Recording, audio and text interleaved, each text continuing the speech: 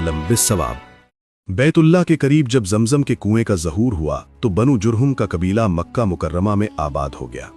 इब्तिदा में वो हरम की खिदमत करते रहे, लेकिन वक्त गुजरने के साथ उनमें बेएतदालियां पैदा हो गईं।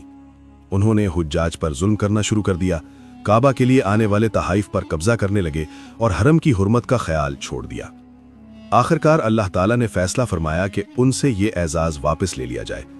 बनु बकर और खुज़ा ने उन पर हमला किया। बनु जुरहुम शिकस्त खा गए। जाते वक्त उनके सरदार अमर बिन हारिस बिन मदाज ने काबा के कीमती खजाने, जिनमें 2 सोने के हिरन, तलवारें, जिरहें और बेशबहा जवाहरात शामिल थे, चाहे जमजम में डालकर कुएं को मिट्टी से भर दिया ताकि बाद वाले इससे फायदा ना उठा सकें।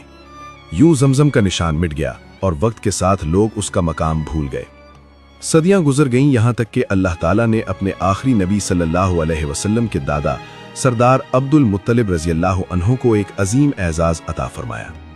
वो काबा के साए में हिजरे इस्माइल के अंदर आराम फरमा रहे थे कि ख्वाब में उन्हें बार बार एक कुआं खोदने का हुक्म दिया गया। पहले तय्यबा, फिर बिर्रा, फिर मजनूना का जिक्र हुआ और आखिरकार वाज़े कहा गया, चाहे जमजम को खोद दो।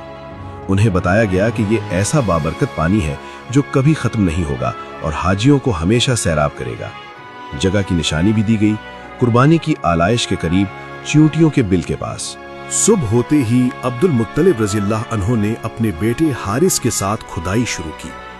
कुरैश ने पहले मुखालिफत की, मगर जब कुएं के आसार जाहिर हुए तो वो भी शरीक होने का मुतालबा करने लगे। इख्तलाफ बढ़ा तो फैसला हुआ कि किसी हकम से फैसला करवाया जाए।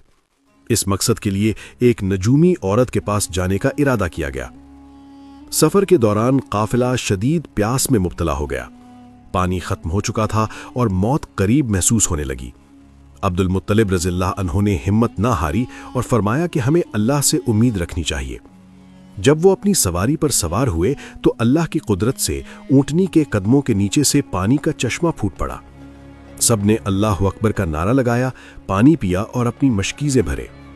ये मंजर देखकर मुखालिफीन ने इकरार किया कि अल्लाह ने अब्दुल मुत्तलिब के हक में फैसला कर दिया है। उन्होंने जमजम के बारे में तनाज़ा खत्म कर दिया और वहीं से वापस मक्का लौट आए। खुदाई मुकम्मल होने पर जब जमजम का पानी जाहिर हुआ तो उसकी तह से वही कदीम खजाने भी बरामद हुए जो बनु जुरहम ने छुपाए थे। 2 सोने के हिरन, तलवारें और जरही निकली। अब्दुल मुत्तलिब रज़ियल्लाहु अन्हु ने इन सोने के हिरनों को पिघलाकर काबा का सुनहरी दरवाज़ा बनवाया और बाकी खजाना अल्लाह की राह में खर्च कर दिया। यूं अल्लाह ताला ने जमजम को दोबारा जाहिर फरमाया और ये एजाज अब्दुल मुत्तलिब रज़ियल्लाहु अन्हु के हिस्से में आया। ये वाक़या हमें सिखाता है कि इखलास, सब्र और अल्लाह पर कामिल यकीन इंसान को वो मकाम अता कर देता है जो दुनिया की ताकत से हासिल नहीं हो सकता। वल्लाहु